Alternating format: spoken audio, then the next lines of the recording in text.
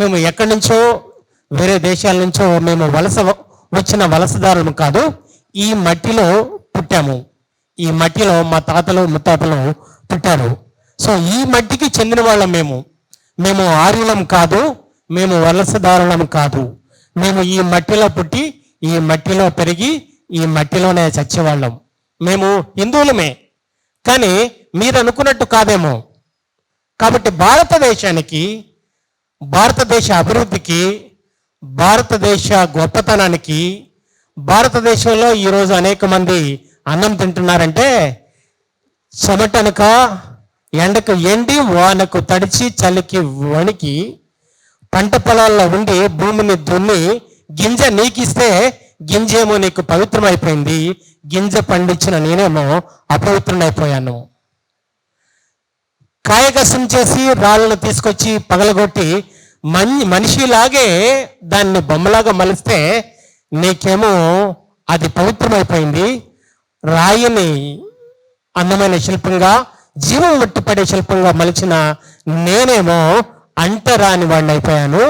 గర్భగుడిలోకి ప్రవేశించడానికి అర్హత లేని వాడిని అయ్యాను. అయ్యా, భారతదేశ అభివృద్ధి గురించి మనం ఆలోచన చేయాలి. భారతదేశ ఇంటిగ్రిటీ గురించి, ఐక్యత గురించి మనం ఆలోచన చేయాలి. చిన్న దేశమైన మన దేశంలో కనీసం 150వ వంతు జనాభా కూడా లేని మన దేశానికి పోల్చడానికి ఏమాత్రం కూడా వైశాల్యంలో సరిపడని హైదరాబాద్ నుంచి రాజమండ్రి, హైదరాబాద్ నుంచి వరంగల్, హైదరాబాద్ నుంచి విజయవాడ ఎంత వైశాల్యం ఉందో, కేవలం అంత వైశాల్యం కలిగి కేవలము 1 కోటి మంది కూడా జనాభా లేని ఒక దేశం. ఈ మధ్య మన విశ్వగురువు గారు ఆ మణిపూర్లో నగ్నంగా తల్లుల్ని ఊరేగిస్తూ చిన్నపిల్లల్ని తల్లుల్ని కలిపి సజీవ దహనాలు చేస్తూ ఉంటుంటే, మనమేమో ప్రపంచ పర్యటనలు చేస్తూ ఉంటుంటే, ఎక్కడో ఒక చిన్న దేశం, కేవలం 1 కోటి జనాభా గోళ లేని ఒక చిన్న దేశం, అక్కడ ఉన్న ప్రజలు 2700 సంవత్సరాల క్రితమే వాళ్ళు మాజాయితీలు అని చెప్పి మీతో మంతనాలు జరిపించి వాళ్ళని రీసెంట్గా వాళ్ళ దేశం తీసుకెళ్ళిపోయారు. అది జాతీయత అంటే, అది భక్తి అంటే, అది మానవీయత అంటే. ఈ దళిత క్రైస్తవుల అనే మాట అనేది నాకు ఇష్టపడలే, అబద్ధం చెప్పాల్సినది. ఇక మనకి ఎప్పుడైతే మాదిగ వాళ్ళు ఎప్పుడైతే ఐక్యత కలిసి ఉంటే అప్పుడే మనకి ఏ రిజర్వేషన్ వస్తుంది. మనకు యూనిట్ లేకపోతే ఏది రాదు. ఎందుకంటే మాదిగ అనేది సంబోధించకుండా మనం ఒక ఐక్యతగా, దైవ సేవకులుగా, క్రైస్తవ నాయకులుగా మాట్లాడి ఉంటే బాగుండేది ఆశిస్తున్నాను. ప్రకాష్ చెప్పినది కరెక్టే చెప్పడం కూడా. ఎందుకంటే మనమందరము ఒక రక్తంలో కడగబడిన వారు ఉన్నాం, యేసయ్య రక్తంలో కడగబడ్డాం. కానీ మనకి కులాలు, ఈ మతాలు ఉండటం అనేది చాలా బాధకర విషయంగా ఉంది. ఎందుకంటే ఈ దినమున మన దేవుని ఎంఆర్పిఎస్ అధ్యక్షులు మందకృష్ణ మాదిగ గారు ఆల్ ఇండియా క్రిస్టియన్ ఫెడరేషన్లో మాట్లాడిన విధిగా చూసినట్టయితే ఆయన విధంగా సంబంధించినట్టుగా చూస్తున్నాం. అయితే మనము ఏది చేసినా మనం ఐక్యతగా ఉంటే ఎప్పుడైతే దాని విషయంలో మనం ఉంటాం. ఇదే తీర్పు మతం మారినటువంటి బౌద్ధులకు కూడా ఎస్సీ రిజర్వేషన్ వర్తించదని చెప్పారు. ఇదే తీర్పు మతం మారినటువంటి సిక్కులకు కూడా ఎస్సీ రిజర్వేషన్ వర్తించదని చెప్పారు. సిక్కులు సాధించుకున్నారు పార్లమెంట్లో రాజ్యాంగ సవరణ చేసుకొని, బౌద్ధులు సాధించుకున్నారు పార్లమెంట్లో రాజ్యాంగ సవరణ చేసుకొని, దళిత క్రిస్టియన్లు సాధించుకోవాలి పార్లమెంట్లో రాజ్యాంగ సవరణ చేసుకొని సాధించాలంటే మోడీని అడగాలి, చేసుకొని సాధించాలంటే ఇక్కడ బీజేపీ నాయకత్వం మీద ఒత్తిడి పెట్టాలి. బ్రాహ్మణులతోని గొడవ పడడం ద్వారా సమస్య పక్కదారి పడుతుంది తప్ప పరిష్కారం కాదు. మనం ఇక్కడ ఉన్న వాళ్ళమంతా ఢిల్లీకి ధర్నాకు పోవాలని చెప్పేసి నేను ఈ సందర్భంగా మిమ్మల్ని అప్పీల్ చేస్తున్నా. ఇక రెండవది మత సామరస్యం కూడా 2 వర్గాలు కూడా పాటించాలి. నా అప్పీల్ అన్నా, ఎందుకంటున్నా అంటే మేము ఎల్లమ్మని, ఇప్పుడు మా అన్నున్నాడు మా వెంకటన్న, మా రాష్ట్రపతి ఎల్లమ్మ తల్లి మహాభక్తుడు. మేము ఎల్లమ్మని మొక్కినప్పుడు ఏం అనువాదవుతున్నాడో, మేము పోషమ్మని మొక్కినప్పుడు ఏం అనువాదవుతున్నాడో, మీది బండ, మీది మట్టి, మా విగ్రహాన్ని మొక్కండి అని చెప్పింది. ఇప్పుడు మీరు కూడా అదే మాట చెప్తే వాళ్ళకు మనకు తేడా ఎట్లయితుంది? గౌరవిద్దాం. మా తాతల కాడ నుండి వచ్చినాయి కదా, మా ఎల్లమ్మ, మా పోషమ్మ, మా మైసమ్మ, దాతల కాడ నుండి వచ్చినాయి. ఎస్, దేవుడు గొప్పడని మీరు చెప్పండి. ఇవాళ నాకు ఎంతో కొంత మా రవణ్ ఉన్నాడు, నన్ను మెదక్ చర్చికి తీసుకుపోయిండు. మా రాజేంద్ర అన్న ఉన్నాడు, 2-3 చర్చిలకి ఇంటే ప్రార్థన విన్నప్పుడు నాకు కూడా దేవుడు చాలా గొప్ప దేవుడు, మన కోసం పని చేసిండు, అందరిని ప్రేమించిండు అని చెప్పేసి నాకు తెలిసింది. అట్లా చెప్తే మత సామరస్యం ఏర్పడుతుంది. వాళ్ళ ట్రాప్లో మనం పడితే ఏమైందంటే దూషించడం. ఇప్పుడు ఉదాహరణకి కొమ్మెరంలో ఒక ఘటన చూసినాం. గుడికి పోయినరు రజకులు, దాడి జరిగింది. ఏ హిందూ మత పెద్ద మాట్లాడలే, మళ్ళీ ఈ దళిత సంఘాలే మాట్లాడినాయి, ఈ బహుజన సంఘాలే మాట్లాడినాయి.